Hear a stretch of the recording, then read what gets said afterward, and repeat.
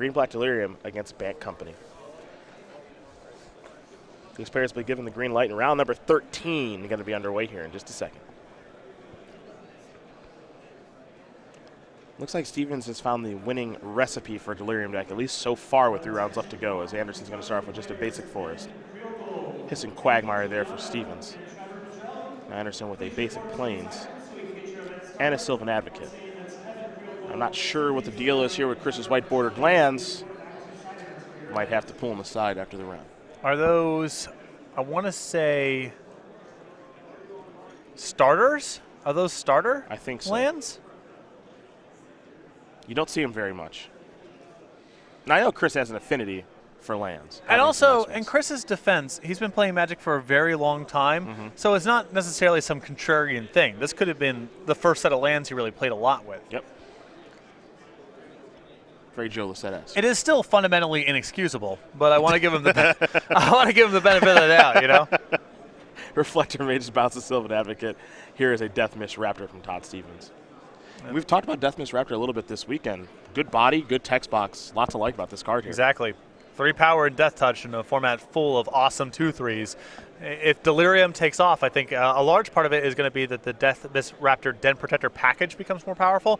If the metagame slows down and if creatures are, you know, like I said, a lot of 2/3 creatures, those cards become very attractive. Den Protector is essentially unblockable, and Death Mist Raptor holds a lot of spots, so could be something there. Got some breaking news here for you, Patrick. Jerry Thompson has decided to finally make an update and walk by the booth and actually acknowledge our existence, given that we have not seen him all weekend long. So how about that? Well, what a guy. It's good to see him, and I think he'll probably just be departing soon. Yeah. So. Say travels back to Roanoke, and I'll see you at the next one. Absolutely. See you in Jersey. There's a Thalia. That's going to make the Grimflayer enter the battlefield tapped, along with the Sylvan Advocate. Now, Chris's build of Bat Company is a little bit different here. I was looking at his hand, and I was a little bit surprised seeing a Selfless Spirit over there, but there are 4 of those in the main deck this weekend. So it gives you some protection against sweepers if you think that's going to be a more popular thing to try to do this weekend. Also, he's playing 2 main deck copies of Archangel Avacyn, and we've seen that combo come up quite a bit already. Yeah, I've been seeing it mostly in Spirits from Jeff Hoagland. Yes. But Chris has access to that combo as well, and that could be a mirror breaker. Andersen going to tap 3 mana. There's a Nissa Vastwood Seer. Now, Grimflayer, this is a splashy card. And if Delirium is a deck, I think it's going to be a key contributor in that. But it's kind of got the opposite analysis right now of Death Mist Raptor. If the format is defined by 2/3s and a 3/3 Death Touch is really good, that means 2/2s for 2 that have to attack to do a thing are maybe not well positioned right now. Yeah. There's a lot of upside with that card, though. Right.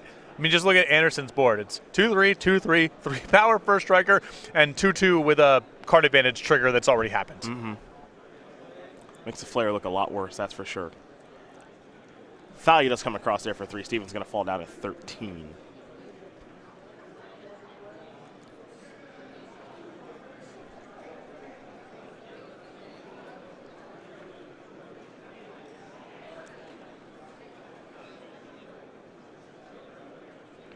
A Swamp, and a Morph. That enters the battlefield tapped. And now Stevens looks like he's only going to be able to pass the turn. Not sure if there's any good attacks here. He could attack with the Death Mist Raptor, but it feels like that opens up some good attacks on the way back from Chris. So looks like Stevens is going to hold back. Here's Ramoka's command. Looks like a counter is going to go on Reflector Mage. I'm going to fight the Morph, which was Den Protector.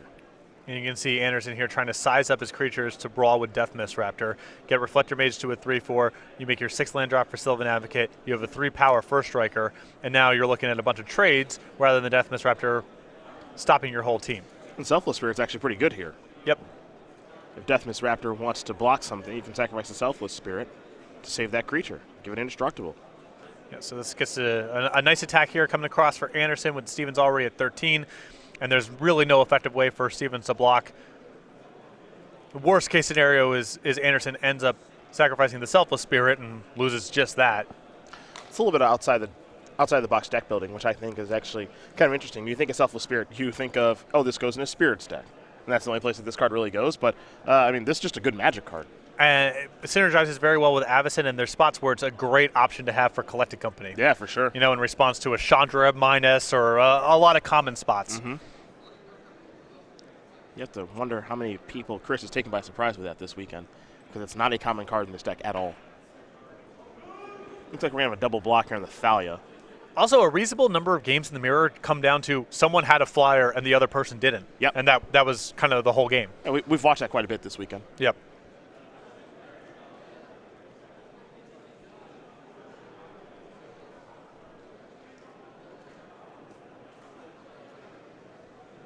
Looks like Andersen might be thinking about sacrificing the Selfless Spirit, and he will. So Death Mist Raptor's going to bite the dust from the first strike. Thalia's going to hang out for a little while, and much damage is going to be dealt here to Stevens. And I like getting the Death Mist Raptor off the battlefield from Andersen's side. One, to free up attacks, and I like sacrificing the Soul Spirit as well because really good chance that this Delirium strategy plays with Deadweight, and there really aren't other good Deadweight targets. There's an Evolving Wilds. Blech. Blech. It stinks. That's a card that Thalia is especially good against. Yeah. Thalia's a pretty insane card right now.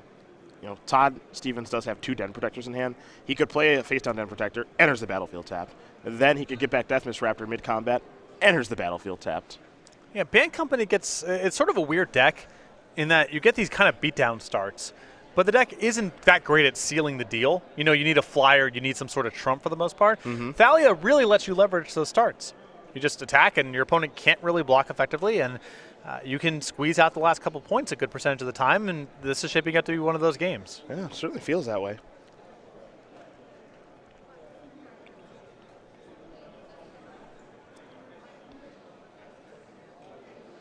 Seen a lot of games of Band Company where, you know, you get someone to 6 and then you got to find the last 6 points. Yeah. Usually it's just going wide with a lot of card advantage and so forth, but Thalia makes getting the last 6 points a lot easier. Yeah.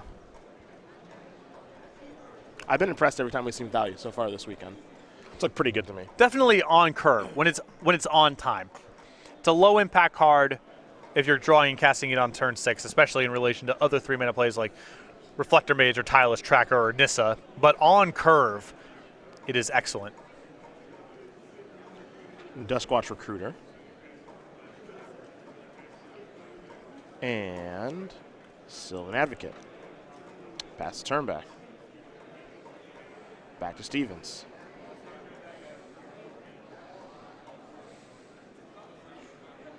I'm trying to think of what Stevens' best draw is right now. I'm not even sure if there is one. He'll just pass the turn back. It is kind of telling that he's not playing anything.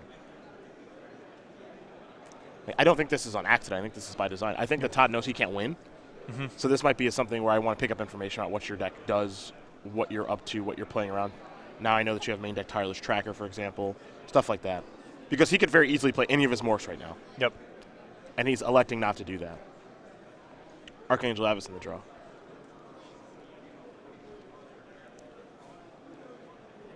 Which is interesting because Den Protector does, you know, you unmorph it, you get your Death Mist Raptor back, you get back another Den Protector. There are blocks to be had.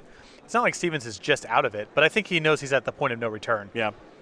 I actually kind of like that. So we don't see that a lot in the feature match area, but I like the fact that he just decided I'm going to just kind of play this game out and not play anything and try to pick up any information that I can, because anything that I do here because of Thalia, I really can't win realistically. So if I can pick up any information and get ready for the next couple of games, I'm going to give that a shot, and that's exactly what he did. So Chris Andersen up a game here over Todd Stevens. Band Company up a game over Green-Black Delirium. We take a look at the sideboard, and we will start with Todd Stevens. His 4 Transgress the Mind, a Languish, 3 Aerial Volley, 2 Duress, 2 Ishkana Graph Widow, a Den Protector, and then 2 Kalitas Trader of Get. So I'm definitely down with the 4 copies of Transgress the Mind and the 1 copy of Languish. I think those are easy to bring in. And then if he just wants to generally set up for a longer, grindier game, which makes some sense, the Kalitas, Den Protector, and Ishkana all play well in that sort of game. So I definitely want the 5 black cards at the top of the screen. And then once you have those cards, the cards towards the bottom become attractive. Other side of things here for Chris Andersen, 3 Ochitais Command, 3 Lambhold Pacifist, 2 Declaration in Stone, 2 Negate, 2 Tragic Arrogance, a Tireless Tracker, a Planar Outburst, and a Nissa Vast with Seer. I think Andersen kind of wants to do the same thing of getting ready for a bigger and longer game. So the extra Nissa, Planar Outburst, Tireless Tracker, the 2 copies of Tragic Arrogance, And I think the 2 copies of Declaration of Stone are fine to have here to break up some of Stevens' graveyard synergies. Well, these players are going to get ready here for game number 2. And as we've talked so much about Bank Company, we've talked a little bit about Green-Black Delirium because of Todd Stevens. Both these decks are decks you can play at the regional championships 2 weeks from now, and you can learn more about the tournament that'll be taking place where you can plant your flag right now. Don't miss the StarCityGames.com Regional Championships. On August 6th, play Standard at one of the many regional locations across the US and Canada. The first 200 players to register for each event will receive a Hot Pursuit playmat and token just for signing up. Regional Championships are part of the SCG Tour with SCG points for all players. Champions will earn an exclusive trophy, and all top 8 competitors will receive a playmat, pin, share of $5,000, and a spot in an upcoming SCG Invitational. Visit go.starcitygames.com/regionals to learn more. Should be a fun tournament just a couple weeks from now, so if you're not qualified for Pro Tour Eldritch Moon, definitely head over to go.starcitygames.com/regionals. Find the closest regional to you. And as these players lay out their opening hand, we will learn about Chris Andersen here very quickly. The 26-year-old from Indianapolis, member of Team Card Hoarder, newly formed team, formerly a member of Team Lotus, opened top 8 17, 1W, along with an invitational top 8 early last year for Chris. We've seen him a lot on the SCG Tour. He comes and goes, but when he is here, doing a lot of winning.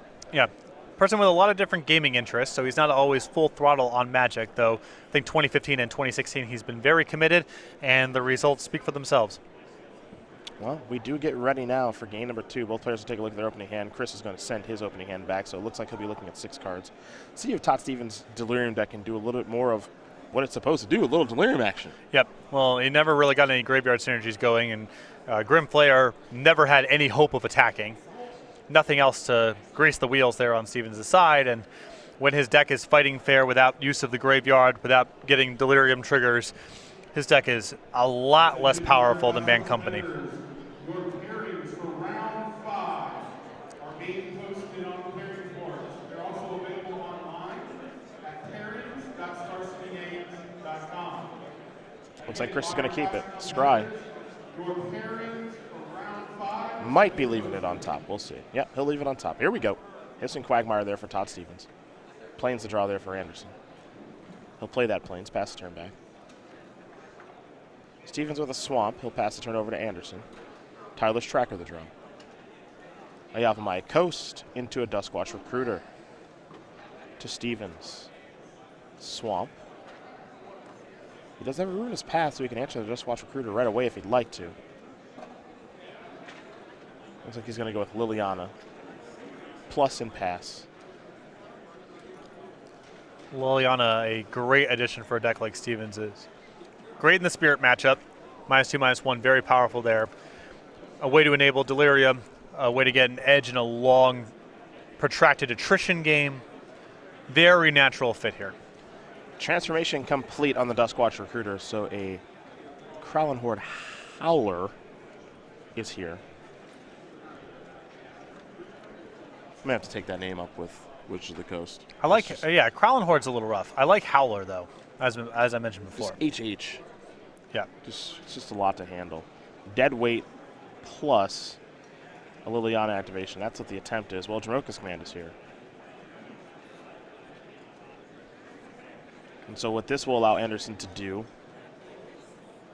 is lose his creature anyway to Grasp of Darkness. So, but he at least got to spend his mana that turn doing something and trading with a card. Important to do when you're stalled on lands. Let's go back over to Chris. Selfless Spirit the draw.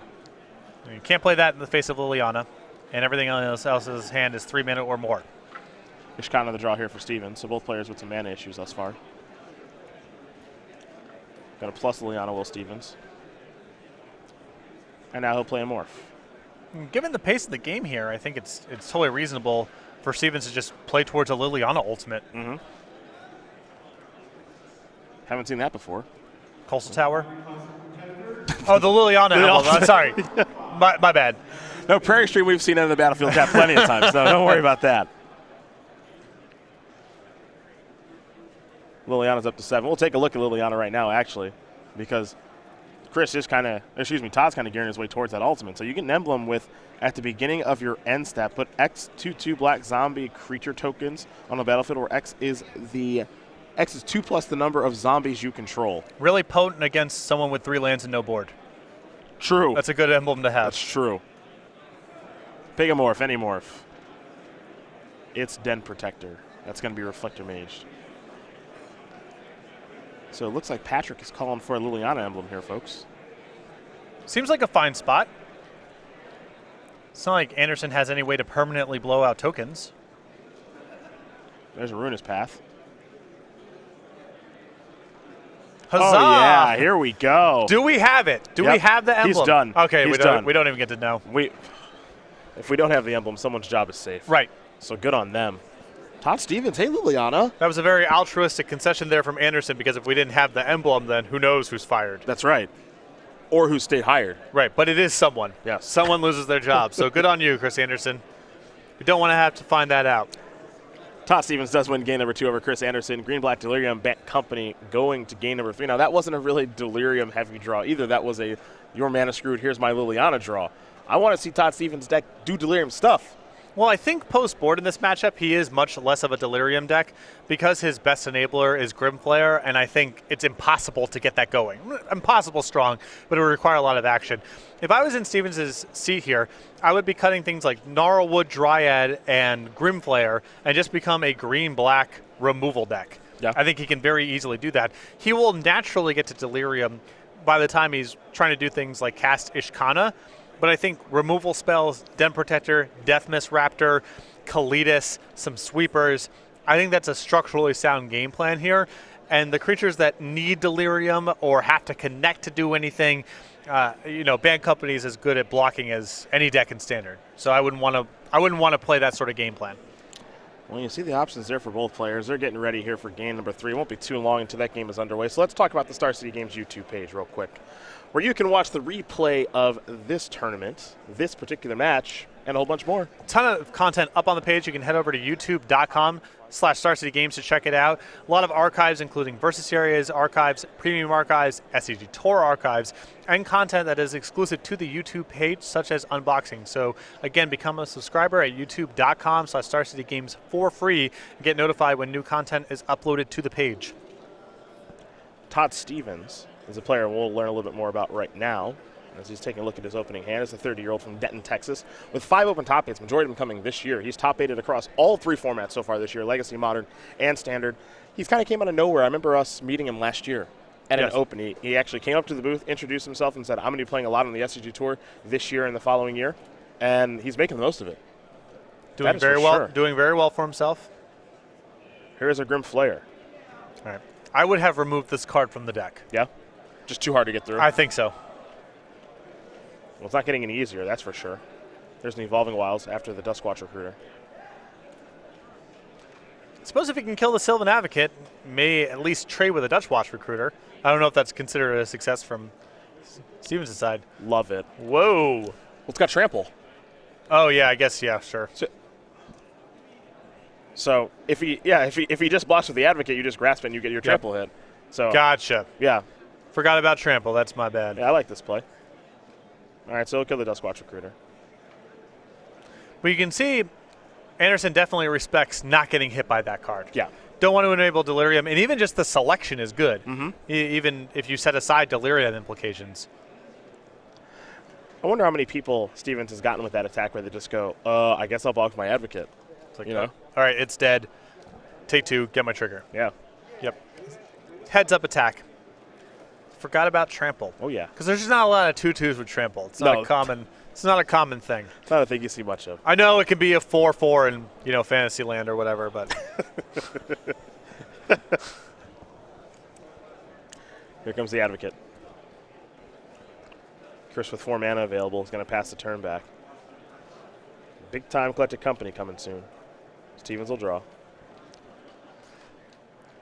and now this is the question: can a deck with a bunch of 1-for-1 removal spells hang with someone resolving Collected Companies? Gnarlwood Dryad was cast. It's a 1/1 Death Toucher. Gets +2/+2 if you have Delirium.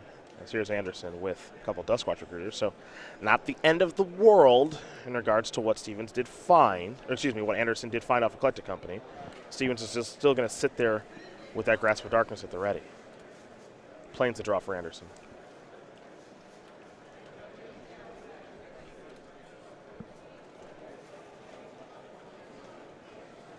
Here come the beatdowns. Drag gonna block a Duskwatch Recruiter.